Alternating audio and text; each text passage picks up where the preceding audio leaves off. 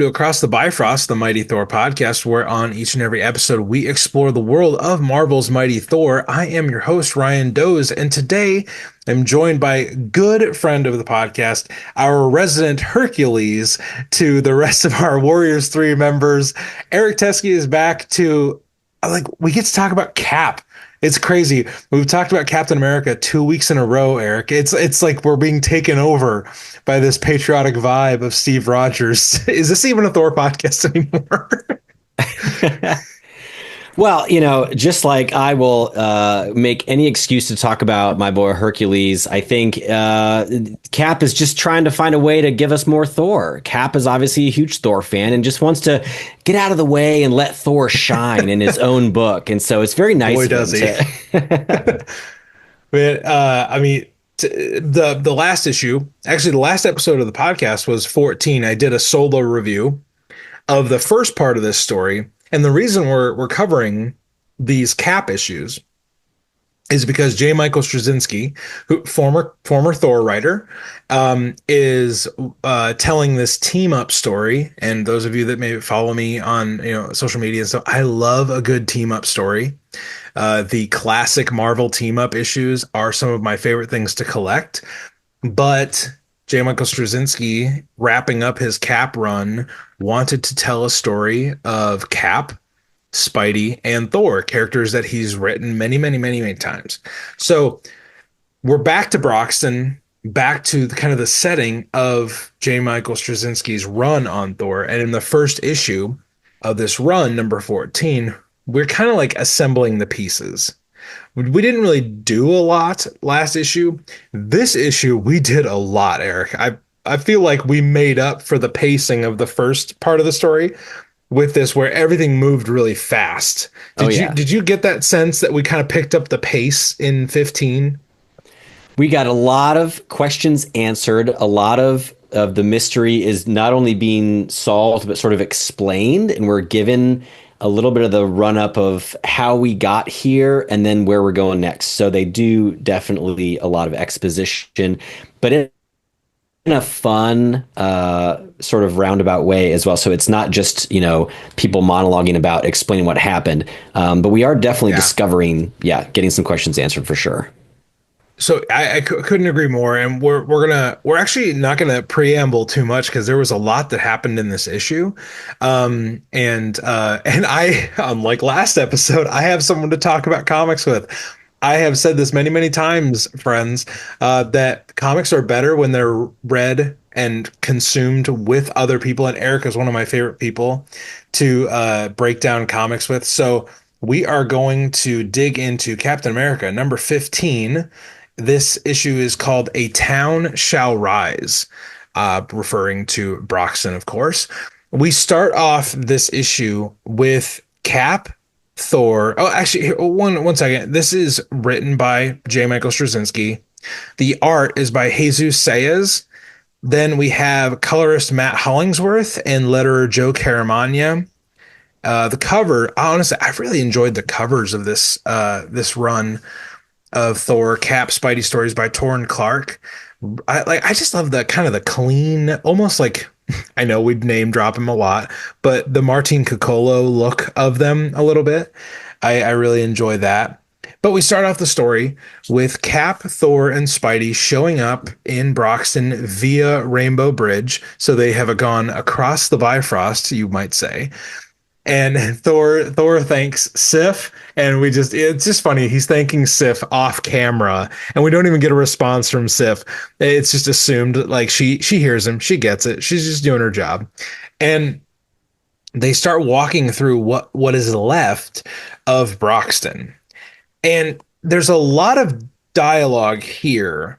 But Eric, I'm going to tell you my favorite part of the dialogue, Eric, and then I would love for you to chime in, maybe share some of your highlights of this three-way conversation.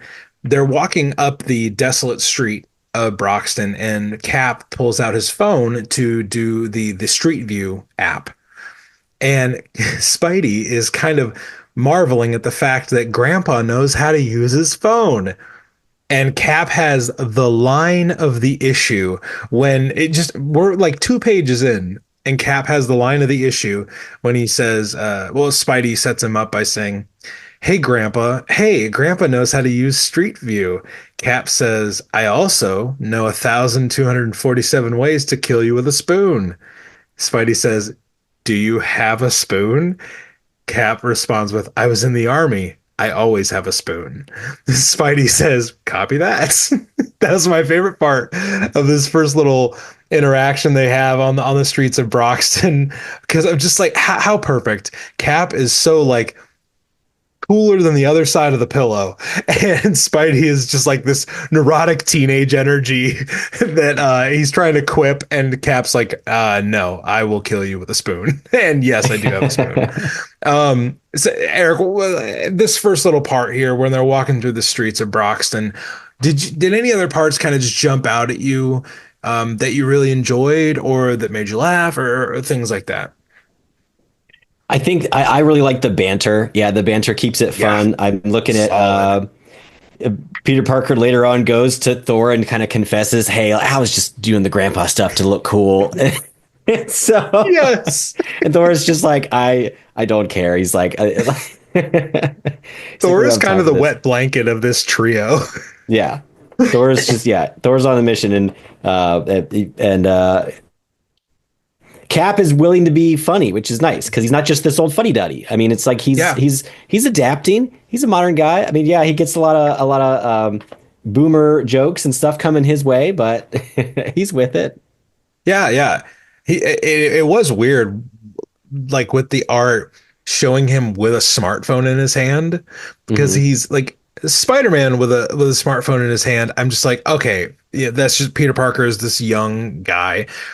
Cap with a smartphone for some reason looked wrong to me. Like he should be pulling out a rotary dial, like to Yeah, get a yeah, hold of yeah, people. Oh man. With the reminiscing on the relationship between Kelda and Bill, son of William, Eric. Have you read Straczynski's run on Thor? I kind of just yeah. assume you have. Bill and Kelda are two of my favorite characters of that run. Did you have any like when they're retelling the story? Did you have any like fond recollections of Straczynski's run as we've been kind of retreading these familiar names and places? Did that bring up anything in your reading of this? Did it bring up anything? I mean, Okay, I I did undersold a the deep question. dive on this. I was preparing for this podcast and I did a deep dive, obviously. So yes, I remember when I was reading through just to read them a few years ago, I remember the story with Bill, son of William, and this Asgardian beauty and the unlikely love story, and it was beautiful. And spoiler alert, Bill gets killed tragically, and they explain everything really nicely here. To give a recap, in case you haven't read that, Right. 10-year old comic, but Bill gets killed. Kelda doesn't actually get killed in the Straczynski run. She gets killed in Matt Fraction's Fraction? run Yeah. in Thor number 11 in 2012. She gets stone knifed to the face by Carnilla, and it's kind of brutal, actually. But Come on, Carnilla. they do end Jeez. up in Valhalla together. And from what I've seen, fans generally think this is like a fantastic story with a nice ending to it. They love them as a couple. They love how it turned out. They love that they can finally be in Valhalla and be happy. And so it's really interesting to have them kind of, I don't want to say like dredged back up, but like you don't mess with a Yeah. story like that has a satisfying ending. So it's nice to see that it's actually JMS himself kind of willing to pull on those threads because Right. I wouldn't want to screw this up. I mean, people have really fond memories of that arc with these characters. I agree. I did find it really kind of curious that these characters do get a like a happily not a happily ever after, but they do get a happy ending in the long run. So Hmm. what is the goal?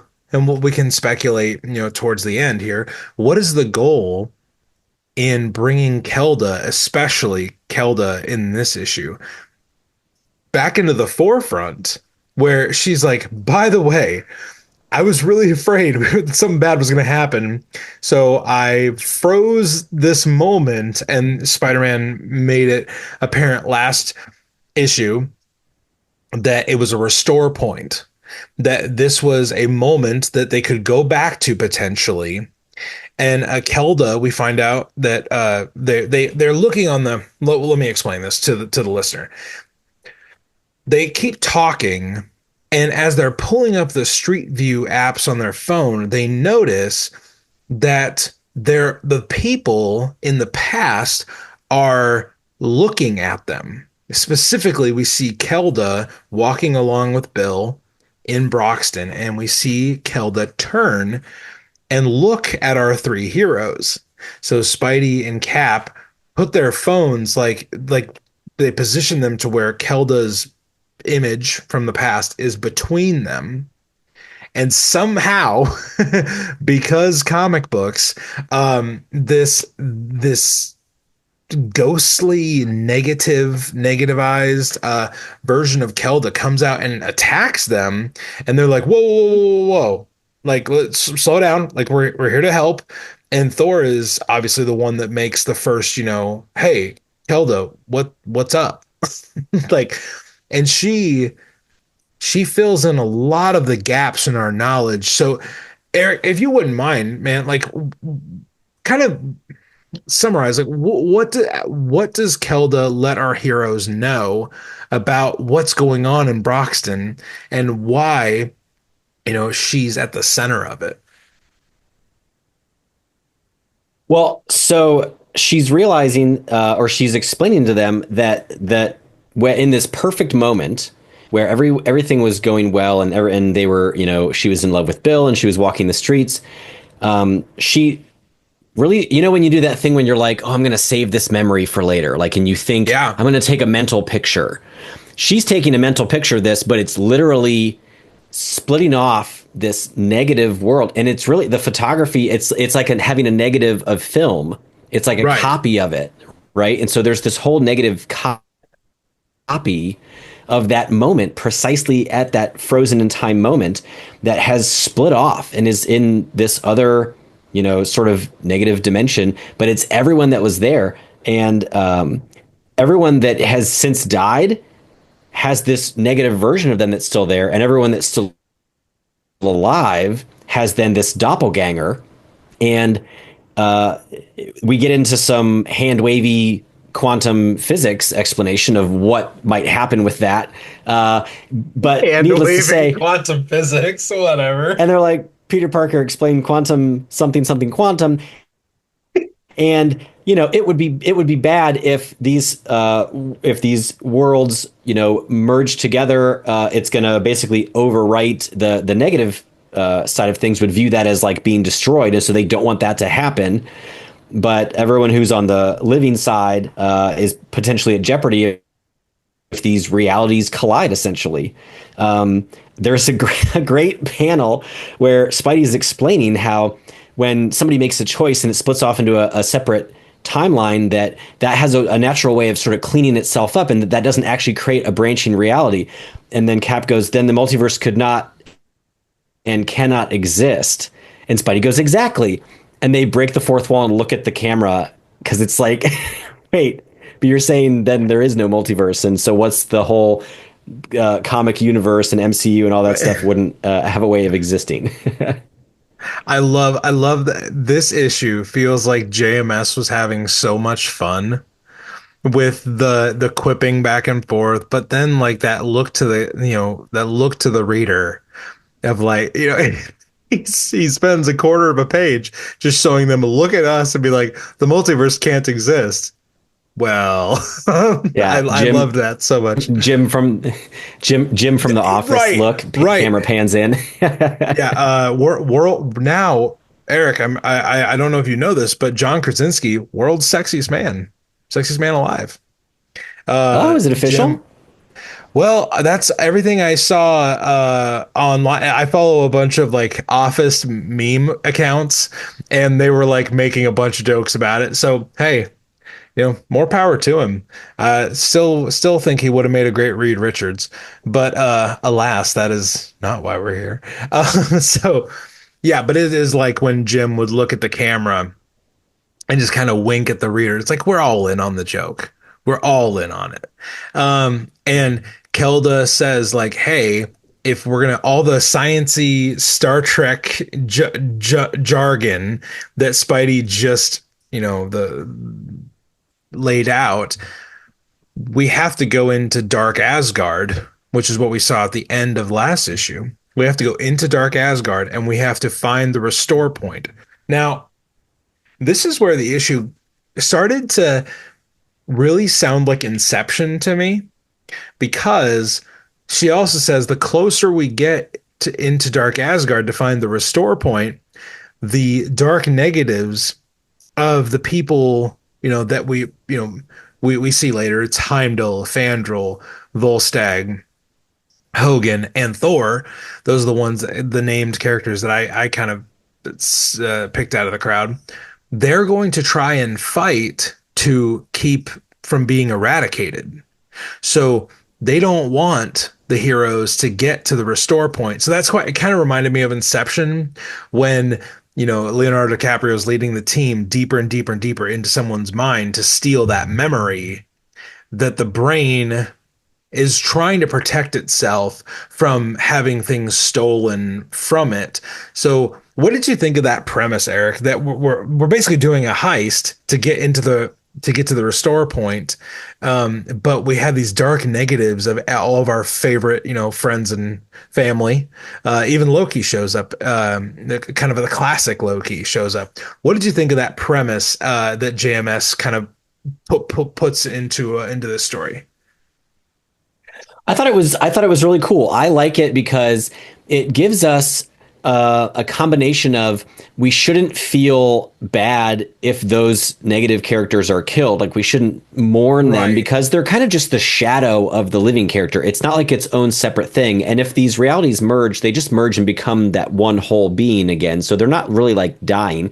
And if you do kill them, then when the realities merge, there's no risk to the person who's still went on to live their life because they're not going to be fused with anyone. If there's no one to come back across, then that person just goes on like normal. And so it gives us this Right. interesting combination of like they're not the negative is not evil. It's not like the bizarro version of them that's evil. It's just they're Right. just trying to, not have their city be breached because they don't want to be taken over and potentially destroyed. So it gives a lot of like, when we do end up seeing Thor, we're not seeing evil Thor. We just see this shadow of Thor that's acting in its own best interest. Right. It's almost like maybe a better way of describing it. It's like a white blood cell that's just doing its job to try and stave off infection or something that's not supposed to be there. I mean, really, Spidey, Thor, Cap, and Kelda are not supposed to be there because this is the existence that these shadow versions, this is their existence. And if they cease to exist, then they're gone. Like they're just it's a very interesting premise that you're right. They did explain with some quantum psych, but I don't understand any of that stuff, regardless. But they explain it away enough that we understand, okay, these shadowy figures are going to fight back. They're not evil. They're not really even people at this point. They're memories of people, and they're going to Yeah, that's a fight good way to back. put it. Um, they're the last remnants of the people. So we watch as Cap, Thor, and Spidey go into Dark Asgard. Cap and Spidey break off, and Thor says, "Well, I'm going to be the distraction." And he says, "You who were Asgardians in honor once may yet be again. Stand aside or be thrown down." And that's really the last we see of Thor in this issue because then we break away to where Cap, Spidey, and Kelda are going deeper and deeper into Dark Asgard to find the restore point. And then we see negative shadow energy Thor fights Cap, and Cap realizes, like, oh my gosh, if he connects with Mjolnir against the shield again, like the whole freaking place is going to come down. So he's like, so, okay, switch it up. So we see Spidey fight Thor in a very like Scooby-Doo Hanna-Barbera way, where he's just like he's webbing him up in the face and he's bantering with him. I love bantery Peter Parker, which I know is what we get most of the time, but it just, in 80 years it just hasn't gotten old. So we see them face off against Thor. Cap is is more focused on getting through this locked door that is got the restore point behind it. Cap realizes, well, if I can't get through the door and all of its dark, deep magic locks, I'm just going to go through the wall. So he starts bashing the shield through the side of the wall. And when he comes through on the other side, he sees Bill, son of William, behind bars. And that is where we get the to be continued. So, Eric, I know I just kind of summarized the last third of the book, but it is where we kind of picked up the action. We picked up the pace a little bit. What were some of the highlights of that part? And what parts do you want to tease out a little bit? Well, I mean, just on that last page, we see Bill, but Bill is not a negative. So what's He's going on with that? right. Yes. So, because we know that Bill died in Baldur's arms at the hands of Loki's henchmen, and that wasn't inverse Bill that died before. So that's it. They have some explaining to do with what's going on with that. Truly. I think even just backing up a little bit, this knowing that this is Kelda, that wasn't even explained in the previous issue. I was trying to figure out who is this female character. Right. I was even thinking, I was reading some of the Cat books leading up to this, and I thought it was, I think her name is Lyra, where she's really the embodiment of life and had a huge role to play in the whole, second arc of this Cap run. And I was like, is she back in this role? But I think it was nice that we got that answered and that got that cleared up a little bit. Right. It's the action was okay. It was I agree. It was kind of like cartoony action. It wasn't really like they weren't trying to murder them. They were trying to get past them. Right. And I think there is the panel of Thor flying through the air, coming down to strike Mjolnir on Cap's shield is a pretty epic. I can just see it's very cinematic, seeing him Fantastic. like in slow motion coming down, and we know what happens when Mjolnir comes in contact with the vibranium. It's going to be this potentially city destroying vibrations and sound and stuff going through. So I thought they explained all that well, and I thought it was interesting. I could have used a little bit more, I don't know, a little more violence, but I guess again it was like fine. It was it was sort of like they're just trying to stop them and get around them. Right. Yeah. It was more treating these negative versions, these memories, as obstacles, not really enemies, where they're just trying to get to the restore point. Like they're not trying to oh, we need to systematically just destroy every single one of these. I wonder if at the beginning of next issue we're going to see real Thor kind of go ham on all these mirror versions of his friends. That might be a lot of fun because who knows them better than Thor? Like nobody, because he's fought alongside them for so long. Loki does show up at the end here as Spidey is fighting negative Thor. Loki shows up, and Loki has this little line where he says, Spidey says, "May as well give up, Thor. You're 1 against 3." Loki says off panel, "Not anymore. It is 2 against 2.5." And Spidey says, "That's not fair, Loki. Hilda's just tired. And Loki says, "I was speaking about you." So Kelda gets in Loki's face, and we assume Loki is going to play into the finale, at least as one of the obstacles. So looking forward, Eric, how do you feel like this, since we know we only get one more issue of this, and they're going to wrap up the team up with the next issue. How do you feel like it's going to get concluded? I think this is this three-part mini arc is it sounds like they want to bring Bill and Kelda back as characters and restore Broxton that's been leveled thrice. And I was trying to figure out what the thrice what those were referring to, what the three times were. I think one of them would be Siege. Siege, right? I know we know for sure the God of Hammers was the third one. The Yeah. second one, I was trying to think. I remember in Jason Aaron's run, Malekith trying to use Asgard like a meteor and slam it into the earth, and I thought that maybe that was around the time that Broxton was then destroyed again. But Maybe. yeah, forget what the second uh, destroying of Broxton would be. It could have also been Yeah. something during well, yeah. At least we know there's the it's been destroyed thrice, and that the people don't deserve that; they deserve better. So I think they're going to restore the town. I think they're going to bring it back, Yeah. and bring it back into play. Thinking about these characters that have this flashbulb moment that they're stuck in this one instance, this one memory. I think talking about them like memories is a really good way to describe it. It also reminds me of we watch a lot of like those ghost hunting shows in my house, and it reminds Okay. me of in like a spirit they say it gets tied to like an object or it gets tied to a room and it just replays the same moment Yeah. over and over again. It kind of reminds me of Yeah. that, like it's frozen there. So it's not really its own intelligence. It's just sort of an echo of that's being played out.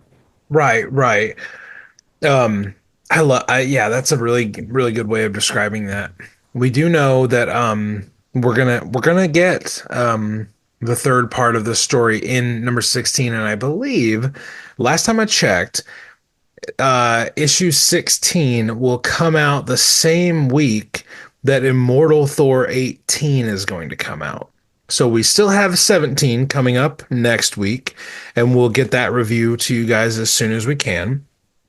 But we also have the conclusion of this story coming up with possibly a double review with Immortal Thor 18, and who knows, at the end of Captain America 16, will Al Ewing be using some of these characters again, or is Broxton just going to be like brought back to life and then someone will pick it up soon? Who Yeah, knows? that's what do you? What I'm kind of wondering about that. I just thinking about what we know about these writers in general. I mean, J. Michael Straczynski is almost famously doesn't like other people messing with his stuff. Like when he did his Thor run, he basically left because he was like, I don't want to do a big crossover event. That's not what I'm here Yeah, for. I want to tell my story. So he's right. somebody that wants to just do things their way. Al Ewing, I think, is fantastic at picking up the pieces of things. We've seen him do callbacks from, like decades ago. But I also kind of get the feeling that he's not a big like let somebody else decide what characters are going to be back in Thor's world kind Yeah, of a thing. I don't really picture him latching on to that really. I think he's got his idea of what he's doing with his Immortal Thor run and he just wants to do it. So I don't know if these characters do get brought back, if we're going to see a lot of them, or if it's just something that JMS is thinking, I just want to get this off my chest because I've got to do it. yeah. I mean, very, very well could be one of those things where it just gets brought back in, and Al Ewing doesn't really feel the need to do anything with it because maybe it wouldn't add to the story he wants to tell. Or, there's a dozen different ways, possibilities you could do with this. What as my final thought, and Eric, I'll throw this back to you for any final thoughts you have. But my final thought on this was there was a point in the issue, and I believe it was Kelda that talks about the wheel turning. And I don't know if that line was on purpose. If it wasn't on purpose, it was a hell of a coincidence. So real quick, I'm gonna try and find it because the line was so it honestly it struck me because we we have been getting that constantly reasserted to us this whole story that Al Ewing is telling. Oh, for Pete's sake, I can't find it. Um, but yeah, she talks about at one point the wheel turning, and I was like, okay, that feels a little on the nose for a character to say, especially when it's been such a big part of Yeah, Al I've got Ewing's it here. story. So, Thus did I freeze the moment and steal the moment, the tick of the clock, the turn of the wheel, the beat of the heart, and the expelled breath. I mean, yeah, she's talking about the moment in Broxton, but we've had it referred to several times in Al Ewing's Immortal Thor. That's just my last final thought. That little reference that Kelda makes. But any final thoughts, Eric, and then we'll wrap this up and get people on their way. I think they're going to destroy negative Asgard because if negative Asgard came back, it would fuse with current Asgard, but it's in a totally different place. This is not, I mean, they can't recreate floating Asgard. So I think they're going to destroy negative Asgard. They're going to just bring the town of Broxton back. So it gives a little bit of closure to like the innocent people there that were just living in the Yeah. town, and that it's not going to become a new Thor landmark. And maybe Thor won't even, well, Thor's going to know if he's there saving Bill and Bill's back from the dead. So I don't know. Maybe I was going to like, maybe they'll just live out their lives Timey in Broxton wimey. instead of in Valhalla. But yeah. Yeah. It will be interesting to see, I'm not saying this would I'm I'm not saying this is what is going to happen, but this would be a way to bring Heimdall back. And I know I'm just saying, like, this would be a way Yeah, to bring Heimdall back. that's Um, right. I, and we clearly saw him in this issue. Yes. So I, I'm not saying Sif needs a demotion. I just want to see Sif do more stuff. I want to see Sif go on adventures and, At least kick they ass use in the other places. Bifrost. Yeah, at least they use the Bifrost this time instead of just Right. portaling around everywhere. Right. Yeah, it's like you have a transportation device. Famously, like Asgard can go anywhere via the Bifrost. So, but Eric, thank you so much, man, for chatting comics. I mean, we talk about comics all the time on Discord and Instagram and stuff. But I always enjoy sitting down and reviewing a good comic with a good friend. So, thank you so much, and I hope people enjoyed this. This little side quest into Cap, Eric, has been really fun. I don't. Would you say this has been a worthy inclusion on our feed? It definitely it's almost like we're being spoiled because we have the Owl Father giving us immortal Thor, but in this sort of dry spell because I think it's been like a 6 week in between new issues, It having has something like been a this to latch while, onto and having one of the great Thor writers of the past giving us these little nuggets has been a treat, and so I'm just enjoying getting back into that sort of the it's like 10 years ago the I Straczynski vibes, and I think it's great. Yeah, couldn't agree more. And we look forward to the conclusion of the story in a few weeks. And we got Immortal Thor coming up. We've got we like you Derek said, we've had such a dry spell with Immortal Thor. But if you want to check out more episodes, we have reviews of past issues. We did a great interview with Jason Aaron a little while back. Talked about what he's been up to these days. I mean, when it comes to All Fathers, as we've affectionately called the former writers of Thor and the current writers of Thor, whatever the All Fathers are up to, we're always interested in what they're doing. And Jason has so many projects going on. He has so many great books, and his Absolute Superman run is off to a great start. And his new Bug Wars book looks incredibly awesome. Reading the Ash Can, my goodness. I was just like, I need this injected straight into my veins right now. This is incredible. But anyway, you can check out that interview we did with Jason Aaron. We got lots of good stuff in the feed. Be sure to check it out. And we'll be back next week with a review of the latest issue of Immortal Thor. That'll be a lot of fun because we've got questions that need answering. As with any Al Ewing book, Eric, we have questions. He needs to answer some of them. So it'll be a lot of fun, though. We are going to get out of here, guys. We're going to hop aboard the Bifrost. So just remember, whatever you do, no matter who you're with, just remember to do one thing, and that is to stay worthy. And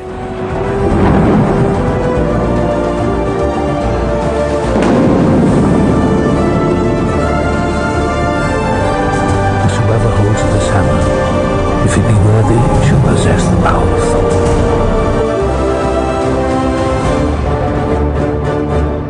Bum bum bum bum bum.